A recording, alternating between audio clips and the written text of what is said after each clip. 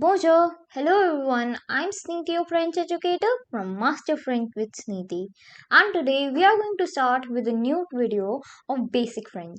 So in today's video, we are going to learn the French pronunciations of the shapes, which is les formes. So do remember that I'll be pronouncing the French pronunciations 2 times. Let's get going. Here we have the first shape, which is le cercle. Le cercle.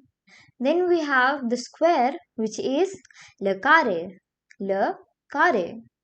Then we have rectangle, which is le rectangle, le rectangle. Then comes triangle, which is le triangle, le triangle.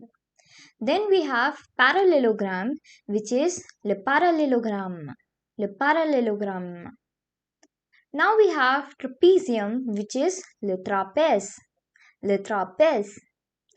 Then comes pentagon, which is la pentagone, la pentagone. Then we have hexagon, which is l'hexagone, l'hexagone. Next we have cylinder, which is le cylindre, le cylindre. Now comes cube, which is le cube, le cube. Then we have cuboid, which is le cuboid, le cuboid. So that was all for today's video. I hope that you liked it.